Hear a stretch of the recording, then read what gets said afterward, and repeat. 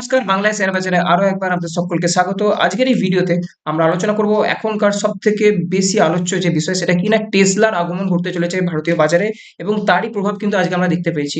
EV যুদ্ধ কিন্তু শুরু হয়েছে। ইভি মানে কি? Electronic vehicles. তো বিদ্যুৎ চালিত যে গাড়িগুলো আছে তাদের সেই কোম্পানিগুলোর মধ্যে কিন্তু একটা যুদ্ধ শুরু হয়েছে। তো এখন টাটা মোটরস আর মাহিন্দ্রা তাহলে কি হবে? তো দেখুন, এই হচ্ছে তিনটে কি প্লেয়ার: টাটা মোটরস, মাহিন্দ্রা এবং মারুতি সুজুকি আমাদের ইন্ডিয়ান মার্কেটে।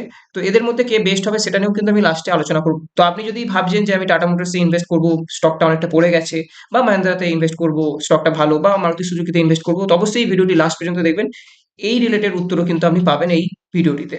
তো দেখুন, যে খবরটার জন্য আজকে মার্কেট পড়লো সেটা কি না, টেসলাস এন্ট্রি ইন ইন্ডিয়া। টেসলা কিন্তু ইন্ডিয়াতে আসতে চলেছে এবং তার জন্যই দেখতে পাচ্ছেন মাহিন্দ্রা অ্যান্ড মাহিন্দ্রা শেয়ার কিন্তু আজকে 6% পড়ে গেছে। টাটা মোটরসের শেয়ার 2% পড়ে গেছে, 676-তে এখন ট্রেড করছে এই স্টকটি। হুন্ডে মোটর 2.5% পড়েছে এবং সব মিলে যদি বলা যায় নিফটি অটো ইন্ডেক্স পড়েছে আজকে 2.5% একদিনেই। তো তার কারণ কি? তার কারণ এটাই যেটা বললাম।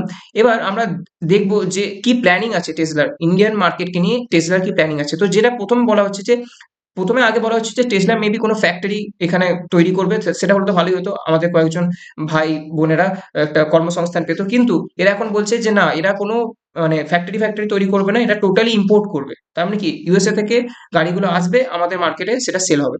এবং বলা হচ্ছে যে 21 লাখ থেকে শুরু হবে। তো দু জায়গায় এরা নিজেদের অফিস তৈরি করতে, ফ্যাক্টরি নয়, নিজেদের অফিস তৈরি করতে পারে, সেটা হচ্ছে মুম্বাই এবং নিউ দিল্লি। এবং এরা টার্গেট রেখেছে যে 2025-এর থার্ড কোয়ার্টার থেকে এরা এদের যে ইভিস মানে এদের যে গাড়িগুলো আছে, ইলেকট্রনিক ভেহিকলস গুলো আছে, তা সেগুলো সেলিং করা শুরু করবে। এবং আরো বলা যায় যে দেখুন, গভর্নমেন্ট কিন্তু অনেকটা হেল্প করছে এই টেসলাকে।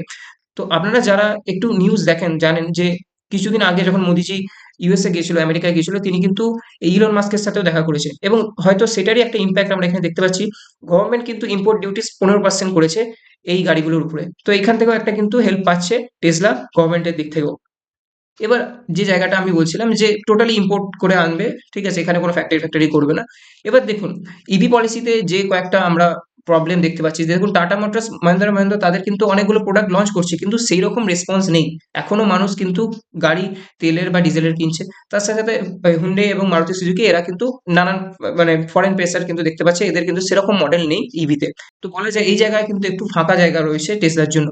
এবার কি কি আউটকাম মানে কি কি ফলাফল আমরা দেখতে পারি? দেখো, শর্ট টার্মে একটা ভলিটালিটি দেখতে পাবো আমরা অটো স্টকসে, যেমন আজকে পড়ে গেছে, এবার দেখতে পারেন কিছুদিন হয়তো উঠতেও পারে। তো এরকম একটা দেখতে পাবো। তার সাথে সাথে লং টার্মে যদি দেখা যায়, লং টার্মে আমরা আশা করছি যে ইন্ডিয়ান ইভি প্লেয়ার্সরাই মেবি জিততে পারে। কারণ দেখুন, ইন্ডিয়ান ইভি প্লেয়ার্সরা কেন জিততে পারে? টাটা মোটরস কিন্তু খারাপ কোম্পানি নয়, কিন্তু কেন স্টকটা পড়ছে আমি লাস্টে আলোচনা করছি।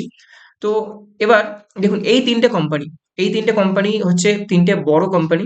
প্রথমেই আছে মারুতি সুজুকি, তারপরে আছে মাহিন্দ্রা এবং তারপরে টাটা মোটরস। তো হয়তো আপনি টাটা মোটরসে অলরেডি ইনভেস্টেড আছেন, আপনি হয়তো ভাবছেন যে টাটা মোটরসে ইনভেস্ট করব, কিন্তু এখানে আমি আপনাকে দেখাবো। দেখুন, প্রথমে মারুতি সুজুকি, মাহিন্দ্রা, তারপর টাটা মোটরস। টাটা মোটরস 673 টাকা পাওয়া গেলেও, পি রেশিও 7.78 হলেও, এইখানটা আপনি দেখুন কোয়ার্টারলি প্রফিট কিন্তু মাইনাসে আছে। তার সাথে আপনি এটাও দেখুন দেখুন যে সেলসে মাত্র 2.71। টাটা মোটরস এদের সাথে শুধু লড়ছে তা নয়, টাটা মোটরসকে যদি এগোতে হয় তাহলে এই দুটো কোম্পানিকে টেক্কা দিতে হবে, এক হচ্ছে মাহিন্দ্রা, তারপর হচ্ছে কি মারুতি সুজুকি। তো এদের কোয়ার্টারলি সেলস দেখুন 15%, 17%, সেখানে টাটা মোটরসের সেলস কোয়ার্টারলি 2.7। তো দেখুন, আমি যেটা পার্সোনালি নিজে ফলো করি, কোনো স্টক আমি 50 डेज মুভি এভারেজের নিচে ধরি না। তো আশা করছি समझदार को इशारा ही काफी है। তো আমি মাহিন্দ্রাকে নিয়ে খুবই অপটিমিস্টিক। আশা করছি ভিডিওটি ভালো লেগেছে। ভিডিওটি ভালো লাগলে অবশ্যই লাইক শেয়ার সাবস্ক্রাইব করবেন। ভালো থাকবেন, নিজের খেয়াল রাখবেন। শুভরাত্রি।